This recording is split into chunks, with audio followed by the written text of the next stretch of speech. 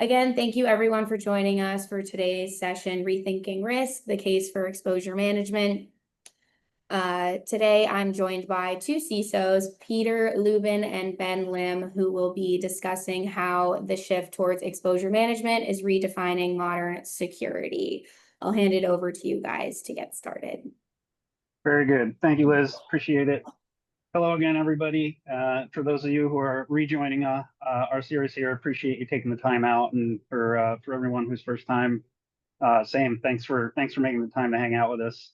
I think you'll find this conversation to be interesting. At least I do. If you're a giant nerd, but anyway, little bit about me, and then we'll get to my illustrious guest here. So I'm Pete Lubin. I'm the field CISO for AttackIQ. I've been at this for about 30 years now as a practitioner.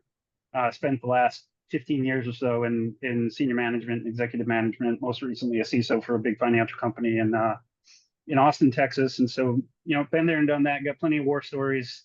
Reach out and ping me if you ever want to share. But enough about me.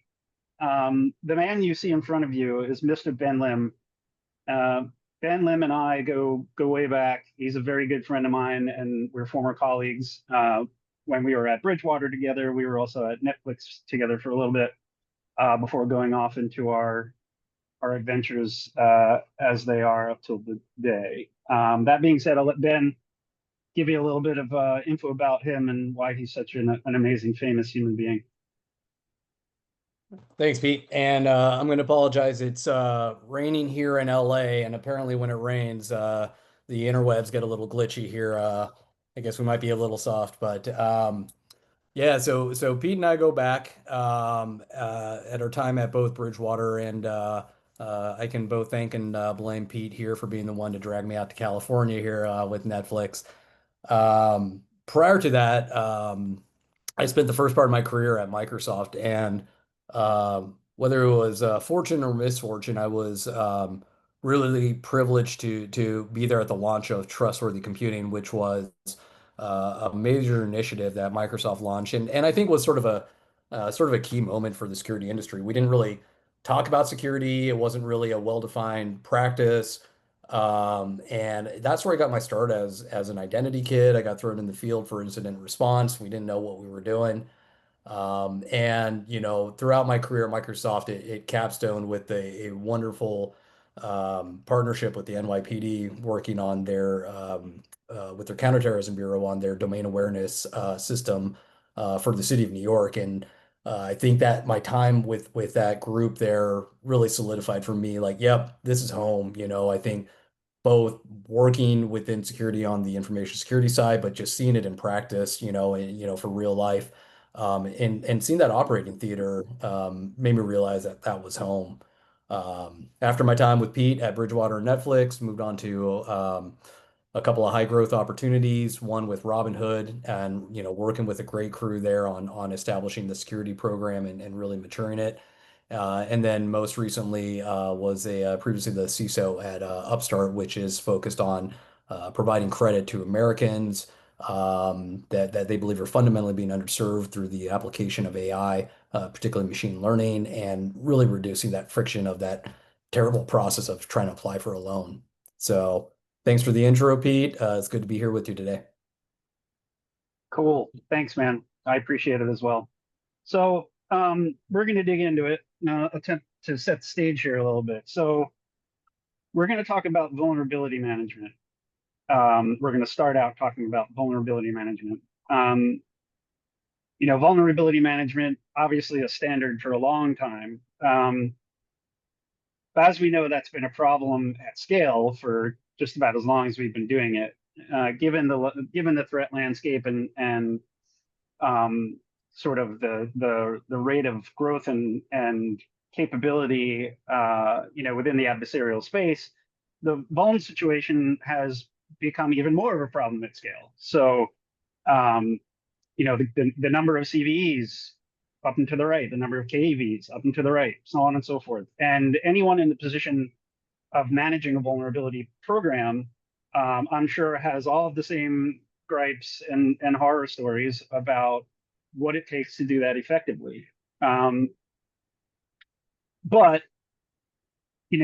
all of that said, vulnerability management only exists as a slice of the overall pie of managing risk, right? Mhm. Unfortunately, given its scale and given the complexities, from an organizational standpoint, it's consumed more resources than I think it's worth.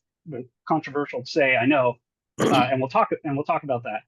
But my analogy, as we get into it, is essentially, and it is a really poor analogy, but just focusing on vulnerability management in a modern sense is like driving with your eyes closed. Yes, you're moving in a direction, but you have no idea where you're going. Or you're about to drive off a cliff. There's a tree in your way.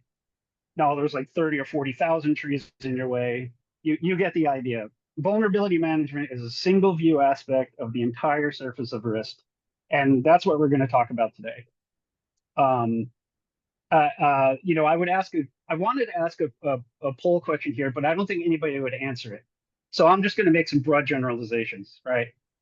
Everybody's got a vulnerability management program, or at least you should. And as you trudge through the pain and horror that is associated with vulnerability management, you're trying to do things like prioritize based on CVSS scores. You're trying to attack things, from KEV. You're dealing with Patch Tuesday. Every time you get a quarterly 30% reduction, you get a 30% increase. Tech debt, yada yada yada, all of that stuff, right? I myself have lived many many horrible years managing vulnerability, um, only to create more problems at scale, only to create huge gaps in organizational sort of relationships and collaboration across teams. It's just been a struggle. I'm pretty sure I'm not the only one, and I'm sure plenty of people commiserate with that. So let's get into it. Let's talk about vulnerability management in the classical sense, up till today.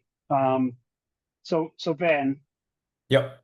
in your view, where does traditional, or even if you want to call it modern vulnerability management, succeed, and where does it fail? Yeah.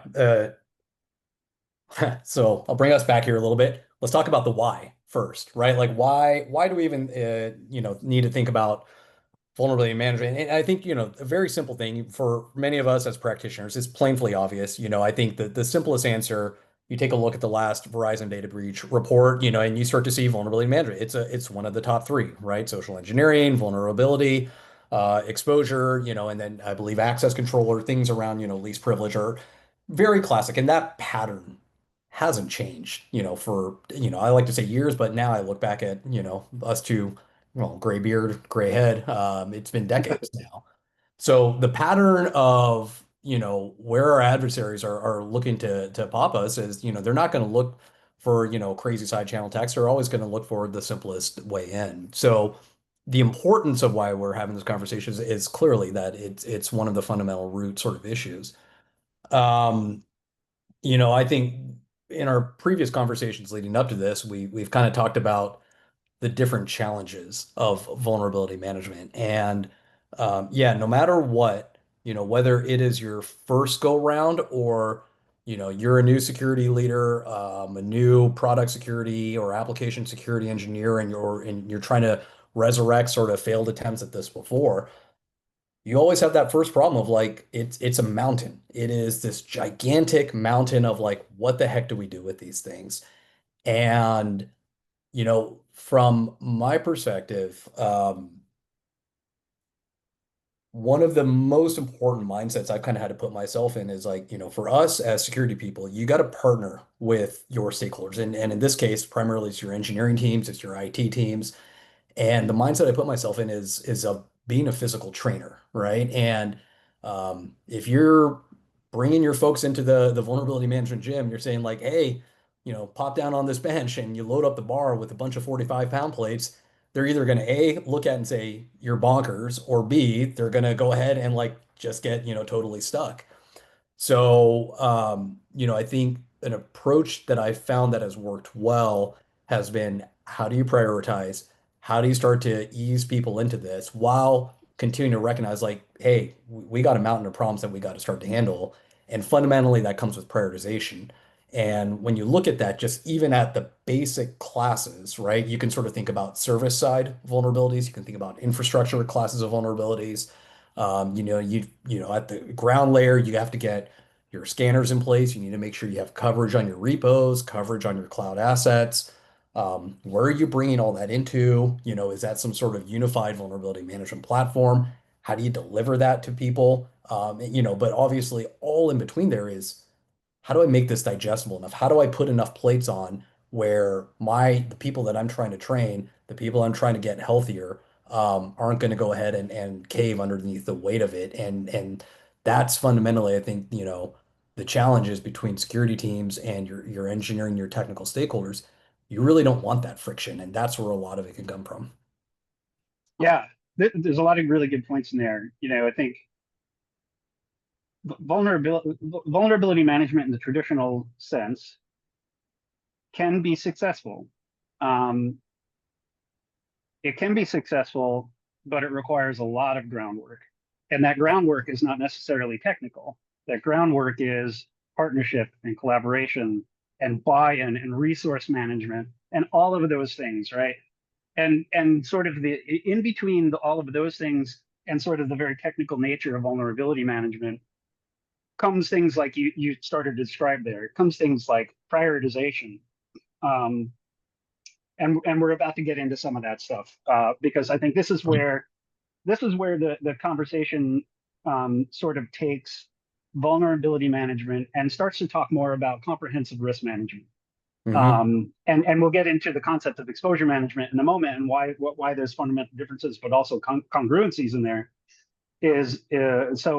So vulnerability management fits into the broader concept of risk management, obviously, right? But risk Mhm. management is so much more than vulnerability management. So, like, 100%. in your opinion, what else is there inside the concept of risk management that we need to worry about beyond vulnerability management?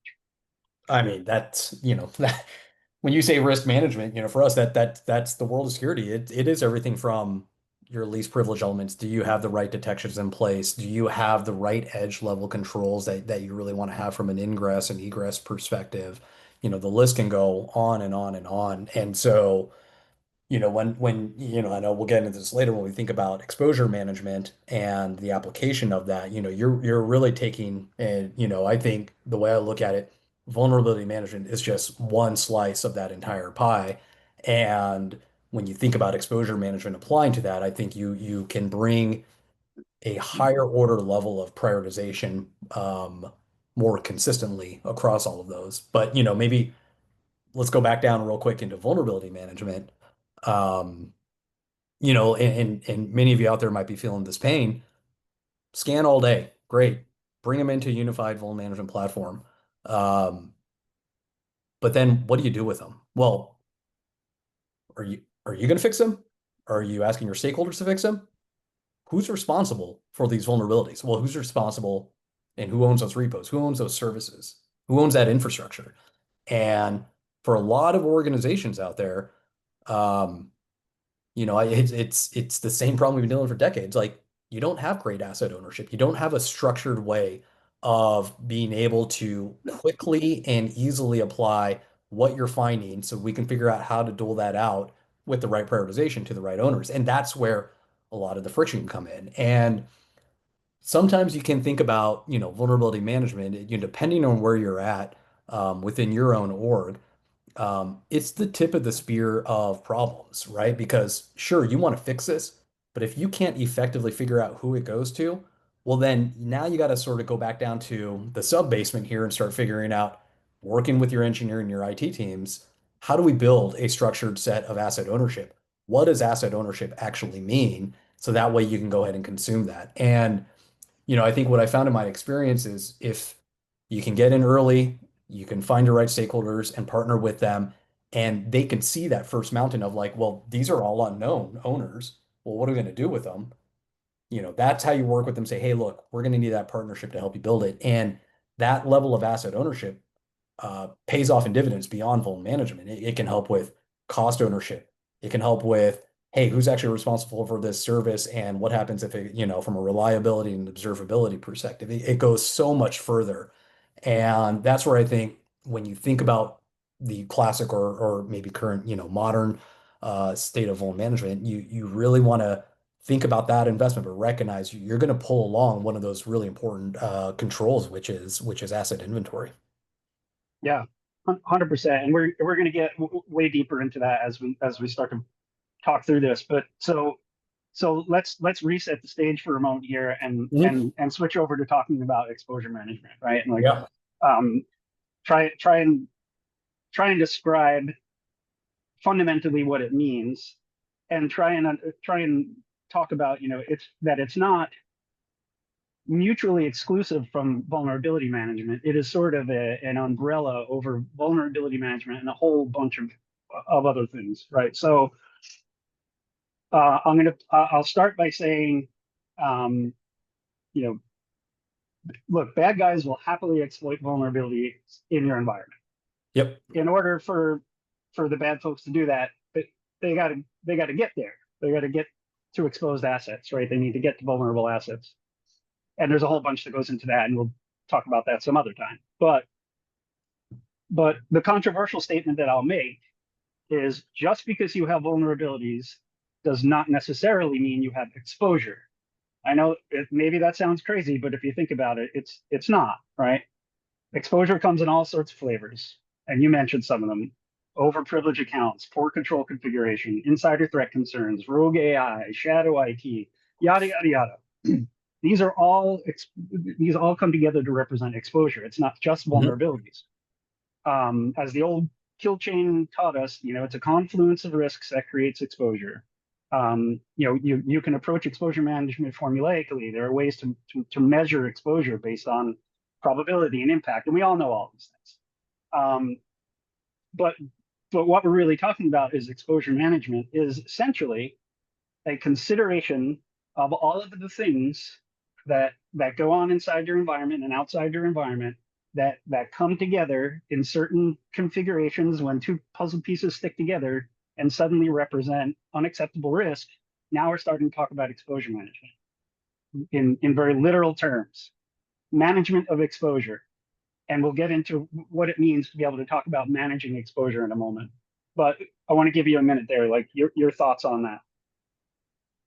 So, we previously discussed all this, and I think you and I have probably had some slightly different experiences as CISOs, and it's probably good to frame because I think where everyone else that's listening here, y'all might be somewhere on the spectrum of what Pete's experienced and what have I've experienced, but um, when I think about vulnerability management, and let's just go back to the prioritization of vulnerability management. And I'm going to kind of like park the exposure management here to the side because we're going to go deep into this. Um, let's talk about, some things in like recent history. Log4j, Log4Shell. I'm not sure how many of y'all, there's been a whole bunch of these fun NPM shenanigans with a bunch of maintainers getting compromised. We don't even have, CVEs published yet, but like this is all coming out from source and everyone's kind of freaking out. We had XC Utils last year, which was another, compromised maintainer. This got very scary. And if we park exposure management to the side, um, when you think about, sort of your traditional vulnerability management approaches, how do we know where these libraries are? How quickly can we marshal everybody into an incident and saying, okay, let's go bump our libraries and bump our dependencies so we can get out of this mess very, very quickly? The exposure on Log4j, Log4Shell, though that was broad, that was very wide, and the need to scramble quickly became very important. And when you think about Vul and you think about scanning, you think about the databases, and you think about how do we figure out who needs to get brought in here real quick, I think a lot of that inventory scanning, and being able to really do that becomes important. And I don't think that in particularly in a day where now you're seeing generative AI and other solutions, really discovering vulnerabilities at a much more rapid clip. I think you're going to need that practice to be able to quickly respond and have a clear understanding of where everything is. But separate from that, you're going to have your criticals, you're going to have your 0 days, you're going to have, client side or, you're going to have RCE type of level exposure. that you're going to want to have addressed within 24 hours or 1 or 2 weeks if it's high. And, at that point, I think where a lot of the prioritizations come is either, started broadly, as you start chopping the tree down. Well, is it service? Is it infrastructure? Well, is it critical, high, medium? Maybe we're just going to go based on the CVE scores. Is this being exploited in the wild? Sometimes you can get that from some of your scanners. Is there a fix for this, right? And at some point, maybe in a modern sense, you want to start with your criticals and highs, start slapping those 5 and 10 pound, 25-pound weights on. But once you start to hit the mediums, is you start getting volume here. And that's where, I think both of us fundamentally agree. We need to, I think a simple place is it reachable? Start with something simple. Is this internet facing? Is this a crown jewel service or asset? And I think a lot of organizations have tried to put those levers in place so you can start to bring a more weighted and balanced score of how to actually prioritize these things further up or down, because you don't want to be a jerk to your stakeholders and be like, yeah, go fix this. You got a bunch of blinky, flashy lights on your car, and you're probably gonna, it's gonna break down on you. You want to walk them through it. Now, if your relationship with your stakeholders are going really well, if you're at an organization where they can accept that risk and that timeline of being able to get there quarter over quarter, and hell, could be year after year, good on you. If you're at a place where there is friction, if there is a place where this as vulnerability management has been, we've tried this 4 times and everyone hates it, and there is a high wall of resistance, and people really want to have a fundamental clear understanding of the why, then I think exposure management is absolutely a unbelievably powerful framework that you can apply to not only prioritize, but it really effectively can deliver the why, because now you're using real attack paths, right? Now you're using real live kill chains, and you can apply that to your ecosystem and move it down a lot quicker. You still need to have the inventory. You want to be ready for those other types of events, but I don't think this is an or. I think this is an and. It's just a matter of when you want to apply that level of fidelity and granularity to your prioritization. Yeah. So that's a very elegant way of saying what I'm about to say, which is my experience in dealing with vulnerability management.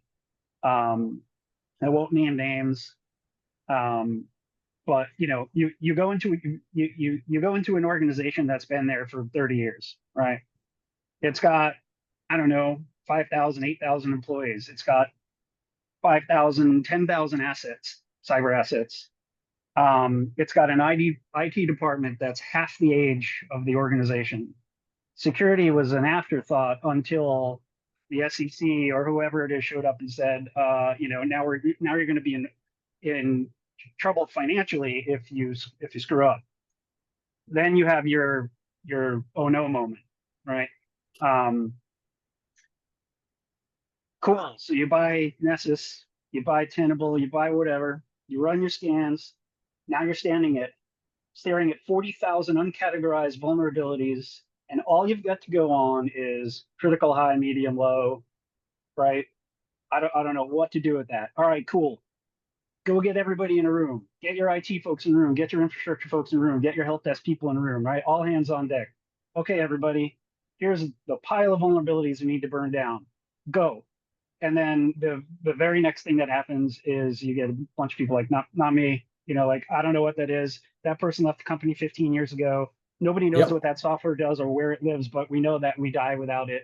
And then you're like, okay, like, this isn't going to work. So you could slice it all up and hand it all out, and get management to give people KPIs and like all this other stuff to manage against. And you want a 30% reduction in a quarter. You want to be 90% reduced by the end of the year. And then that snowball just spirals and spirals and spirals. It creates horrible situations, and you really don't end up biting off enough for it to be impactful, right? Mm-hmm. So, that's my very sort of doom and gloom view of essentially the same thing you said, just the other side of that coin. But equally, as far as considerations go for frameworks and approaches, exposure management changes that. And we're about to get into how it changes that. So cool. What we're talking about here is something much more comprehensive than vulnerability management in the traditional sense. There's a new acronym for it. Thank you, Gartner, for giving us yet another acronym, but I won't give them too much grief because I think their head is in the right place on this one. The acronym is CTEM.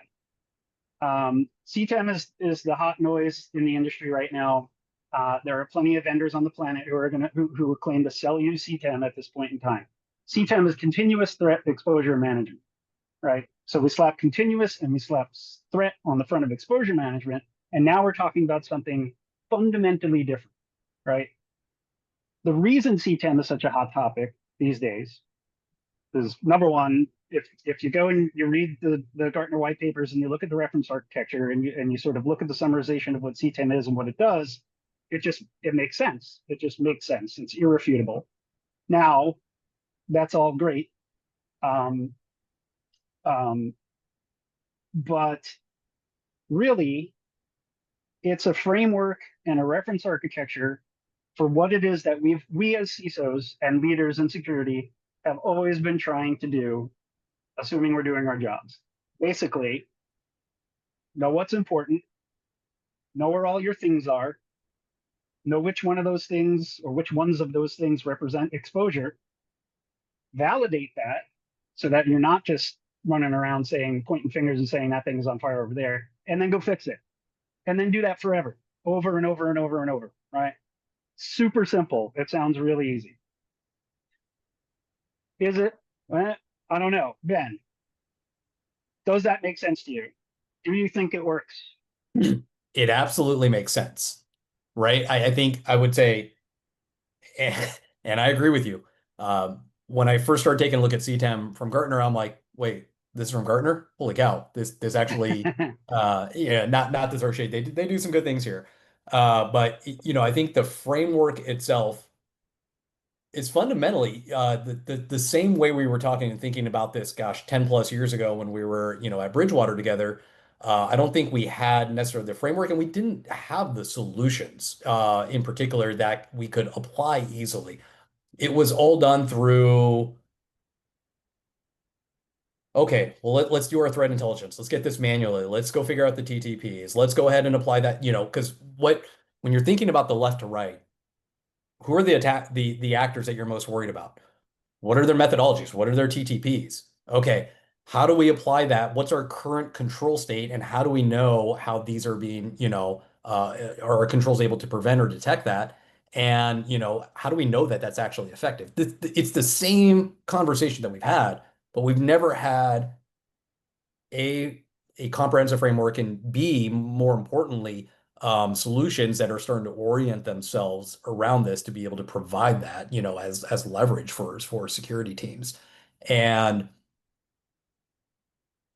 when you look at a lot of security organizations, and I can kind of repeat this out of my own history, what are sort of those big strategic initiatives that folks are investing in? Let's go ahead and start tackling our data exfil pathways, right? Let's go ahead and start thinking about our concerns around vulnerability management. A lot of times that has to be a major strategic initiative. Let's talk about the CISO's white whale, right? Least privilege. Let's start. Too many engineers and too many operations folks have way too much access to customer data, right? Like, these are hard problems to solve. And fundamentally, each one of those strategic initiatives still come down to, how do I prioritize? Where do I even start eating the elephant from, right? And um, some people start with crown jewels. Some people start with, I don't know, let's just start over here and just start going. But Right. I think when you think about the injet of exposure management and having, and I use this word a lot, a truly structured way that is consistent to be able to support your ability to prioritize within each of these initiatives or each of these programs, that can go a long way. And I think the the really beneficial thing about, CTEM and the exposure management portion of it and the attack surface assessment, the adversarial exposure, the AEV, the exposure validation, is that you have that more comprehensively thinking about your focal point of the attack pathways first. Yeah, but really well said. And just at a high level from a reference architecture standpoint, CTEM is a framework. It's a framework, just like any other framework. But it's really well designed and thought out. And CTEM has 5 phases: scope, discovery, prioritize, validate, mobilize. Right. And it goes back to what we were saying earlier about the things that we're supposed to be doing if we're doing our jobs. Scope, know what's important, know what critical assets are, know what and where your crown jewels are, right? Like what stops the business from businessing if it gets touched, right? Cool. Yeah. Got it. Discover, know all of your assets. Now I know that is a huge undertaking, right? Like know all of your assets. Visibility is the CISO's best friend, always has been, but it's become increasingly more difficult to achieve because everybody wants to sell you a solution that does it. I'm not gonna cast shade upon the ServiceNows of the world, but like you spend $1 million, you get yourself a ServiceNow, it's got a discovery module, it's garbage. You've duplicate entries, you have ghost entries, everything ages out, no one takes care of it. So like I get it, like the concept of discovery is very difficult, but there are ways. Well, I'll put it there. There are ways, right? And I would add on to the discovery part. It's not just about the technical discovery. That's doable. But yeah, you got to work through all the normalization. But this is a business problem. And like while many of us want to geek out and be technical operators, this is fundamentally a business problem. Of you got to work with your stakeholders, be like, hey, Jack, Jill, who owns this? Do you understand the responsibilities that come? Like, are you aligned with that? And I think that's what makes security fun and hard all at the same time. These aren't just things that we can push buttons on and be like, cool. There's a lot of relationship management, business stakeholder. There's accountability conversations that need to be had. That's part of the hard part of being a security person. Yeah, and it's a perfect segue into the next component of the CTEM framework, right? Prioritization. Now, I think somebody asked a question about prioritization. Mm-hmm. So prioritization is not a unidimensional thing. And what I mean by saying that is a CVSS score of 10 is not prioritization. It's scary, sure, because of its exposure in the wild, because of the proof of concept, because of how widespread the vulnerability is being seen and exploited, yada yada yada. Like yes, those make it sound super scary. Prioritization is knowing what my exposure is and what it represents as far as risk in the environment. And so it's not just a vulnerability. It might be a vulnerability that sits on a critical asset that has internet exposure with overprivileged accounts on it, that hasn't seen an operating system patch in 5 cycles, et cetera, et cetera, et cetera. A failing firewall rule that's not protecting it and it's in a DMZ. Like this is exposure management. It is a confluence of all of the aspects of exposure that come together to give you the ability to prioritize one action over another, right? Well, I think what you said maybe slightly, but it's like, are there compensating controls, right? Yes. Are there compensating controls where the exposure of this vulnerability is actually much more difficult to be realized? Is this even at a scanner level? Oh, well, this is a client-side vuln, and we're really only utilizing it on the server side for this dependency. Like, okay, is this real? Is this and while we don't want to sit here in our ivory towers of being security folks, you have great partners with your engineers. The engineers and IT folks, they don't want to. They're not out here saying like, oh, let's just make great features and who cares how safe it is. Like they fundamentally understand they're the builders of this, right? Like, wait, no, they understand that the exposure may not actually be as realized as a scary 9.4, CVSS score. And I think, if you go in with that kind of mindset, and you bring this back to prioritization, It's a word we've probably been using a lot the past few years, but like you got to be not just empathetic, it's sympathetic because even as security folks, and you guys run your own controls. Some of y'all build your own services. You got to take care of your own stuff too, and it's a pain. It's KTLO, it's maintenance, and we are all trying to minimize that type of effort. Yeah. Again, a beautiful segue into the next component of CTEM, which is validation. So so cool. You've prioritized a whole bunch of stuff. You Ben Lim as CISO have prioritized a whole bunch of stuff. Your team's prioritized a whole bunch of stuff. Yeah. You mentioned compensating controls. You mentioned interdiction and detection and all of these other things. Cool. Validation through the lens of CTEM as a framework means, am I actually exposed? Do I have a control in place that prevents the exploitation of whatever the thing is, right? And we're going to get into this a little bit later, a little bit deeper, but traditionally validation has been extremely difficult to do. You know, you got a boundary firewall, it blocks all incoming things, and you're good, right? But are you? As time goes on, configuration erodes. You put in a new VoIP system, and now you're SIP exposed. You put in, a three-tier web architecture, and now you're exposing HTTP or HTTPS to the outside. You hope you hope you got your architecture correct. You hope you have your ACLs right. Like all of these things, right? You hope your EDR is doing what it's supposed to be doing. It's been traditionally difficult to validate all of those things, through change management, configuration management, all of these sorts of things. But that's not necessarily the case anymore. The world's a different place. Technology has come to a different place. We now have the ability to validate, and it's what makes that prioritization picture that much richer. So let's stick on validation here for a little bit. You're right. It's typically further in the maturity life cycle of a security organization, right? Because let's just start with basic, right? Oh, you don't have a network firewall for some of your production services. Okay. Well, let's get that coverage out first. That takes time. Oh, okay. Let's block inbound unnecessarily. Let's get a block list in place. Okay. Don't beacon out to your OFAC countries, blah, blah, blah. Okay, that takes time.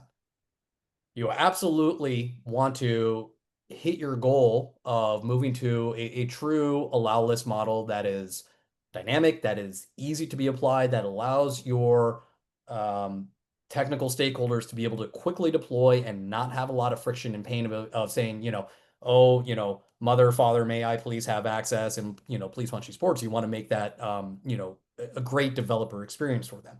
All of that takes time. And yeah, you want to hit that. And we haven't even talked about, now you need to also ensure you have the reliability, you got all the flash and blinky lights as we talked about, that the services are running, that they're not causing any reliability issues, and that's sort of your next place. But we never, you work through all these things and you think about like, well, hell, like, am I actually achieving the security efficacy that I want from a validation perspective? That typically is, one of the later things. And when you look at the CTEM framework around things like under the AEV box, right? Pen testing, red teaming, sure. Pen testing is great. You need to do that for a lot of your critical services, ideally before they go out the door, before they get launched.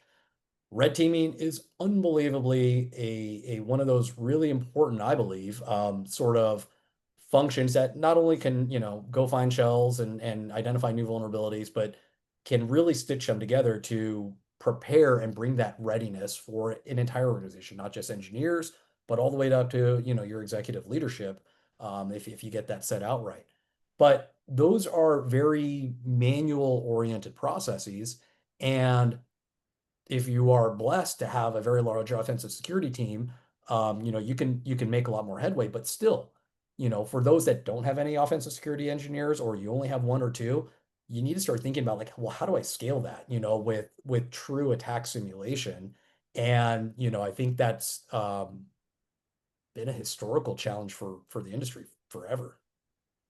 Yeah, I agree. and we're going to talk about that, towards the end of this thing, because there's a ton to unpack there. Yeah. So, all right, cool. Like, we talked about CTEM a bunch. We talked about the phases of CTEM, and we'll get to the final phase of CTEM in a couple of minutes, which is mobilization, which means go fix your stuff, right? And we'll talk about that for a second.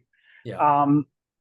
But so, like, if you understand CTEM and you understand it as a framework, and you understand it through the lens of what we've been talking about here, shining a light on vulnerability management as a thing, CTEM is not a replacement for vulnerability management. Vulnerability management is an aspect of CTEM, along with all of the other things that you have to do for a living as a security leader and as a practitioner.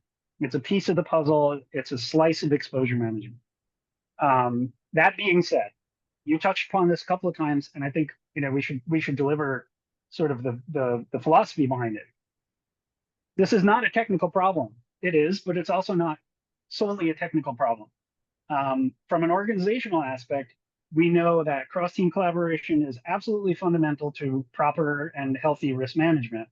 Security team cannot do it all and should not do it all if you believe in compliance and all of that conflict of interest stuff. We rely on development, we rely on infrastructure, a help desk, et cetera, in order to effect change in the environment. I know anyone who's owned a vulnerability management program has probably struggled with this in certain ways. You integrate your vuln thing, you fire off tickets into ServiceNow, they go into the ether. Folks doing the not me when it comes time to assign risk, political this is and that. So all that stuff that we know and love. Yep. So the question I want to ask you is we talked about this previously in this conversation. Now that we've introduced CTEM as a concept and exposure management as a concept and gone through all these things about prioritization and validation and so on, how do you think CTEM helps you through that problem?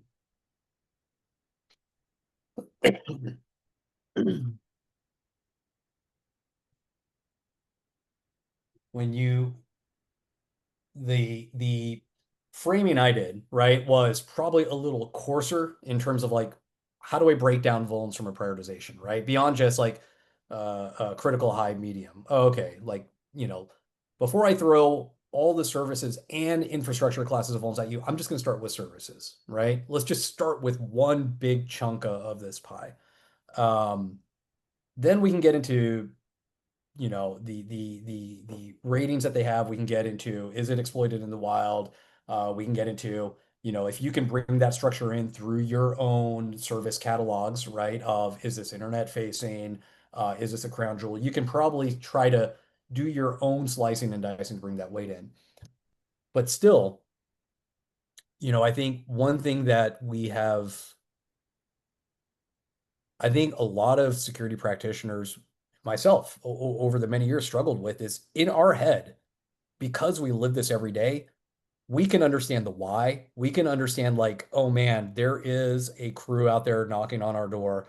And sometimes it's difficult to translate to whether that's your technical executive leadership, the managers, directors, or heck, even your engineers, because I think we owe them the why in a way that's digestible. And in our head, you can do all that calculus, you can take a look at your controls, you understand the attack chains and the TTPs, and you say, yeah, like really quick, you can come up with that answer. But sometimes we struggle to be able to explain that in a way that is not that we can defang it from security speak, right? In a way that is really realized out there.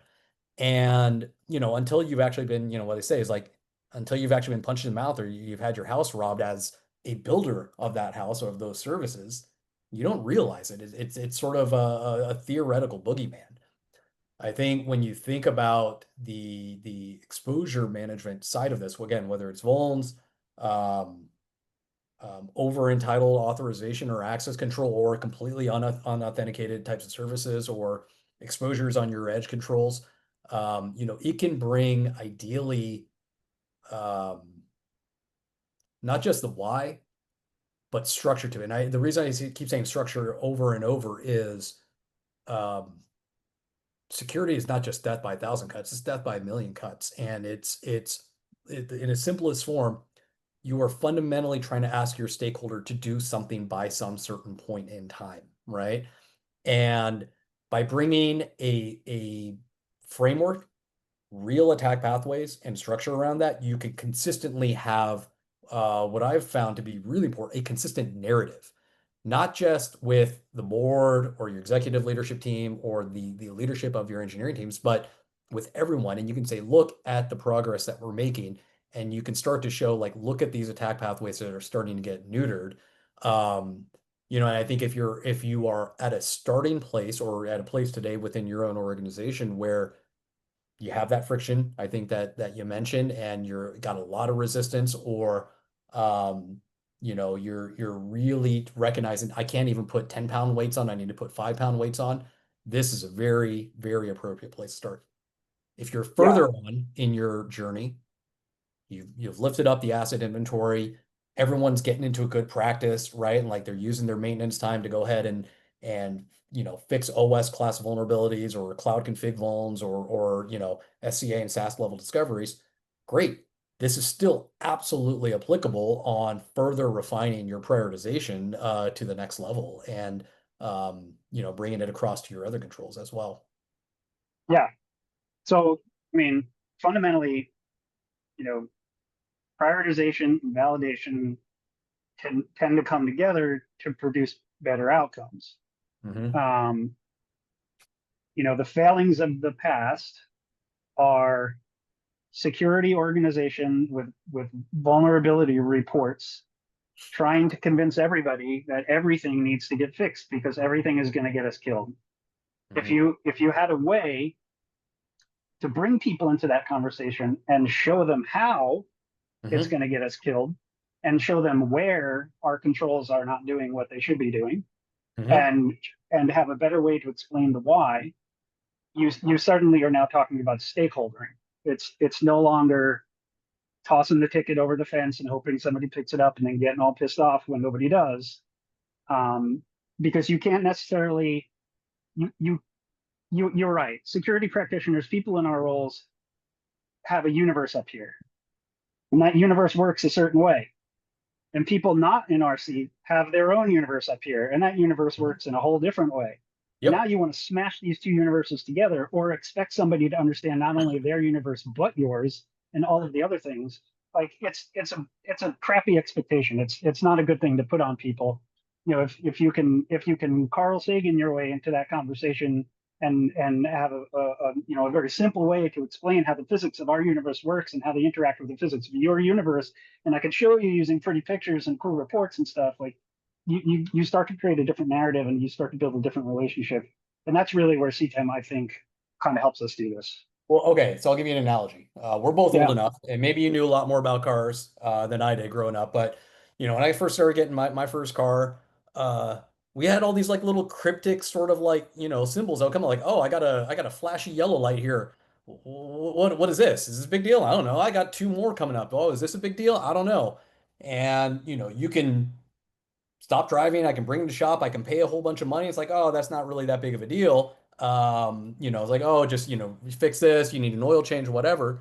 But I think as cars have advanced, they become much more informative around what the actual, obviously your scanners, like you have tire pressure issues that are truly sensitive, and it's this back right tire.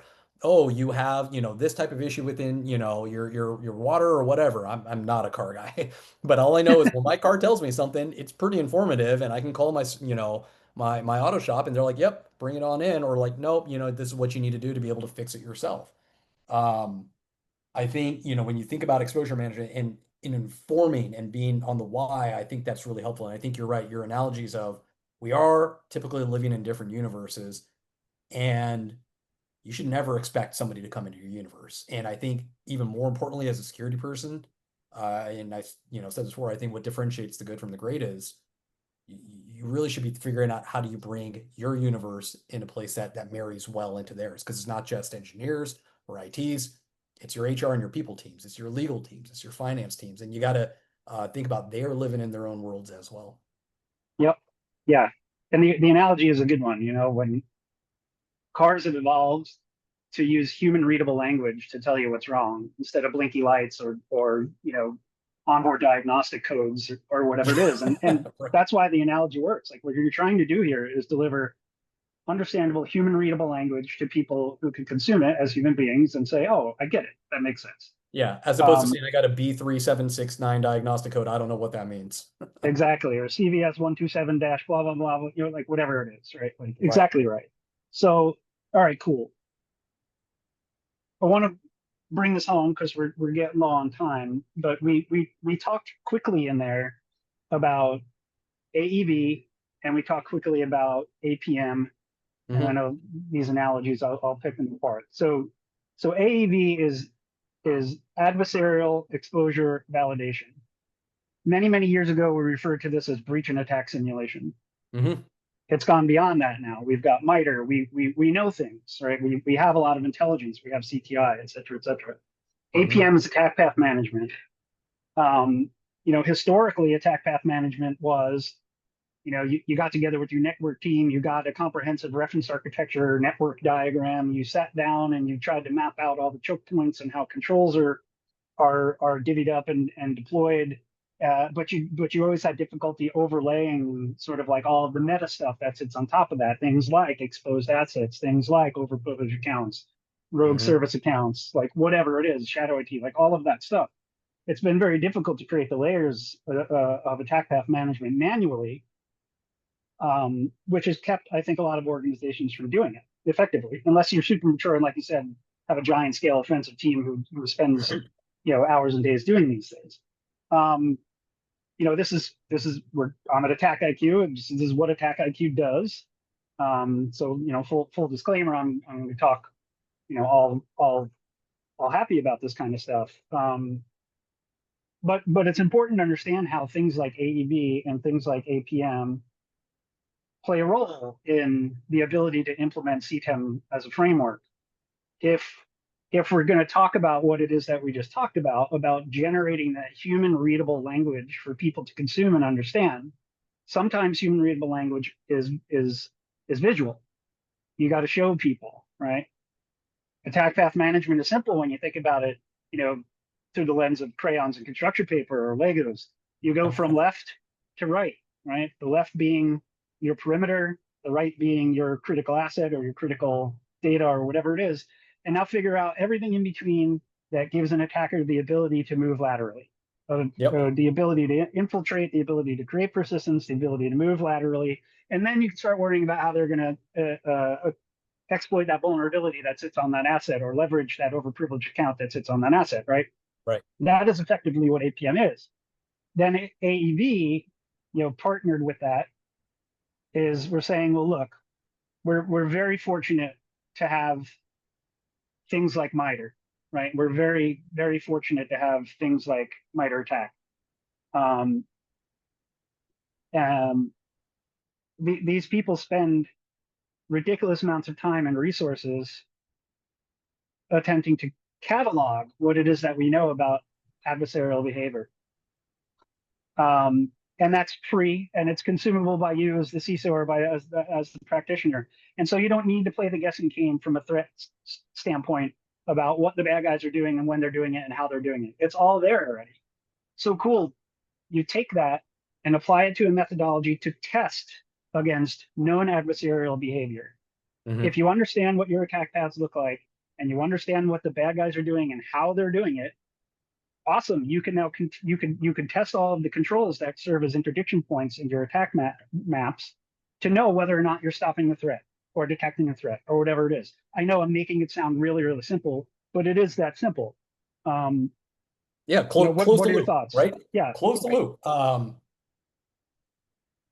If you're going to start right there, right, in terms of your attack path methods, and you're applying this to how do you go ahead and ensure you have the right controls in place, that you're prioritizing correctly, and that you're actually, mitigating things. You want to close that loop. I mean, we are not here just to dole work out to our stakeholders. We are here to ensure that the controls that we want to have in place and that the work we are doing ourselves and that we are asking, it's a shared responsibility that our stakeholders are doing, that loop is fully closed. And it is unfortunate that validation, and what I mean by that is like, not just is the control running, but the actual security efficacy of that control is meeting what we want to. And, you know, the threat landscape is going to continue to change. Your control landscape is going to change because your production environments are going to change.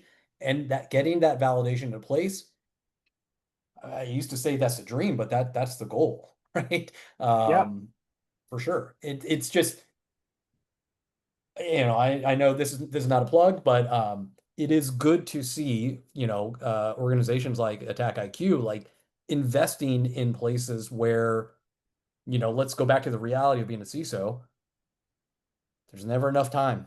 There's never enough people. There's never enough resources. You worry so much, and you got to really pick and choose and be selective of where your investments are on your OpEx spend and thinking about, is this really the leverage I need? Like, sure, there's going to be some must-dos. Have your EDR in place, right? Like, of course, sure, you want to have your scanners in place, but like these are the places where you can really think about, am I going to get 10x leverage as opposed to investing that into another human? Yeah. Yep. These are all absolutely valid considerations. You know, the heart and soul of C10 is the C. It's intended to be continuous. And, you know, in order to do that loop, like as a team, you know, things like automation, you know, and sort of out of the box functionality when it comes to solutions like, you know, like AttackIQ and others can really help scale without trying to people your way out of the problem. You know, You still need good humans, right? You need of course. you still need great humans, but am I going to add human number, you know, if I got one or two, am I going to add human 3, 4, and 5, or should I be thinking about where can I leverage quality vendors? Like, yeah, there's snake oil salesmen out there, and you got to kind of weed through that. That's a whole nother problem. But you know, I think that's where you got to be picky and choosy on where you put your money. Yeah. All right, I know we got a few 100% minutes right. left here. I think we got a Yeah, few questions. we're gonna get into questions. Let me pop this here up and take a look at what we got. Let's see. This is a really good question and a hard one to answer. What are the top metrics that you would track? You track the number of critical and high risk vulns across crown jewels, etc. I think if we're talking about what are the metrics that you're going to track in terms of, you know, the implementation of a CTEM framework in your world, I think it flips the script a little bit. It turns that coin over, because really what I'm more concerned about in the application of CTEM is, am I, and you know, we've got to think about how to derive metrics around this. How good is my prioritization? You know, like, what is my validation telling me about control efficacy? Right. This isn't about a reduction in vulnerabilities anymore. That's kind of the point of the whole thing, right? This is about a reduction in exposure. So the metrics need to change to think more about, hey, am I burning down my CVEs? And think more about, am I discovering appropriately? Am I prioritizing appropriately? Am I validating appropriately? Am I mobilizing appropriately? That's kind of the heart and soul of this thing. I think it's again, I think this is another place it's an and, right? And I like that it flips the script and you are placing your metrics and your KPIs on, are we actually mitigating these threats? Not just these like theoretical risks, but are we mitigating these? Are we prioritizing and mitigating these attack pathways? The other one, classic vuln, right, is, are we getting, it's not about like, are we hitting this SLA? Yeah, that's a goal that you're trying to hit, but are we getting the right velocity? Do we have the right levels of ownership? Are we reducing the friction of pain of like, because even still with CTAM, I got to dole this out to somebody and I got to work with them. And if we're spending too much blood, sweat, and tears getting through that, it's still the same problem that you got to work through. That's right. 100%. I have to answer this question because I have an answer for it, and because I'm sure it's on everybody's mind. Are you thinking of combining this topic along with AI, as in tasking AI to perform needed requirements for this topic? I'm glad you asked that question. So there's a whole bunch of content coming from AttackIQ soon about our AI strategy and how it fits into the things that we do within the space of AEB, the things we do in the space of exposure management. And you know, go and take a look at some of the products that we just announced, the things that we released at Black Hat. You'll see how AI plays a part in a lot of our forward-looking strategy. So answer is yes, there will be much more discussion about how AI plays a role in all of the stuff. So coming soon, but it's a great question. Somebody else asked essentially about having certified sort of hands-on workshops for these sorts of things. Well, I'm happy to tell you that AttackIQ has something called AttackIQ Academy. If you go on our website and you look under Academy, you'll see that we offer a huge library of education and certification content, and it's all free. There's going to be content coming about CTEM. There's going to be content coming about other maturity and measurement frameworks, about AEV. There's a ton of stuff there about AEV already. And APM is coming as well, or we like to call it exposure management. So it's all there and it's free. Like go use it. It's great. It's a really awesome resource. Let's see. I get you apply context, but once you identify what needs to be done, why are we in this in the first place? Should we not be focusing on patch management, secure configuration, secure coding in the engineering space? Then they would fix things overall, and we could threat hunt, scanning, etc., and check the engineering stuff and feedback to the engineering patterns. Yeah, so Ben and I talked about this yesterday, as a matter of fact. Yeah, you should be doing that, right? You should be patching, and you should be managing your code bases securely. You should have pipelines. You should be doing static and dynamic. You should absolutely be doing all of that stuff.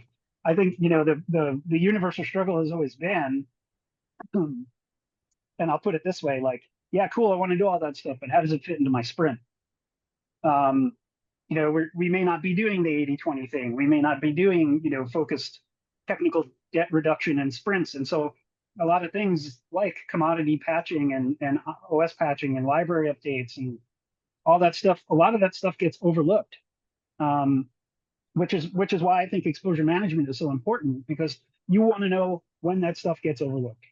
So I'll say this. I have 3 kids. We got our world of what we do. I should be eating way more broccoli. I should be working out way more consistently.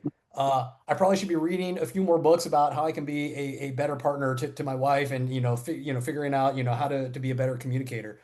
Life happens. There's a lot of things happening in life, and every now and then I'll go see a doctor, and that doctor will be like, "Hey, you got to take care of this. A vitamin deficiency. Watch out for your cholesterol. These are the things. These are the bad outcomes that can happen." Those are kind of punch in the mouth moments. And if you think about your stakeholders, they're building. They're trying to create great products. They're trying to keep the company moving. And I think, as Pete said, businessing, right?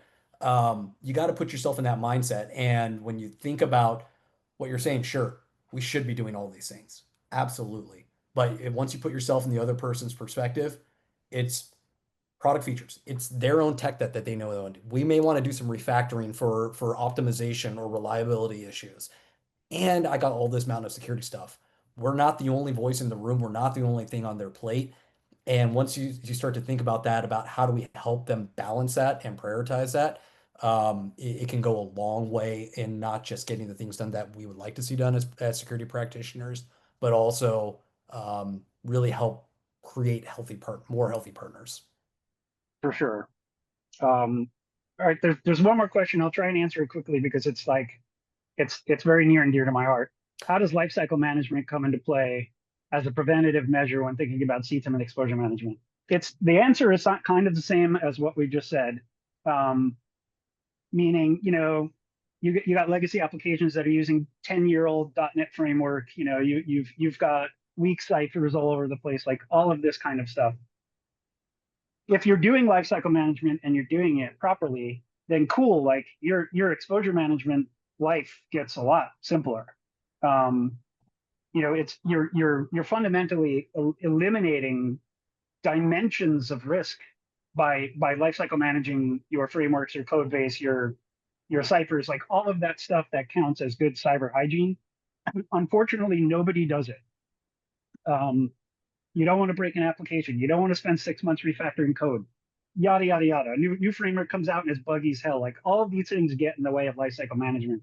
And so my answer is, lifecycle management practices come way into play as far as it relates to CTEM and exposure management. But you're also going to have to make assumptions that you're not doing it well, which is where exposure management and CTEM actually become a preventive measure against your failure to lifecycle manage, if that makes sense. My view. Agreed. Good. Well, we're 5 over, and I want to wrap it all up. Ben, thank you so much for hanging out. I love having these conversations with you. And we're going to do this again. You know, we're going to set up another one of these series next year. We've got another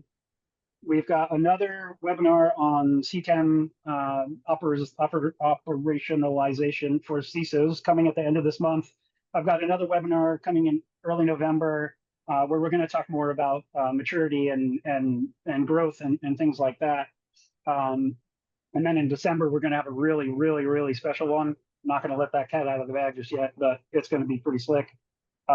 So keep on coming back, everyone. And again, Ben, thank you so much. I really appreciate you taking the time. Oh man, this is fun. It's good to catch up with you, and hope everyone enjoyed it. Thank you. Thanks very much, everyone.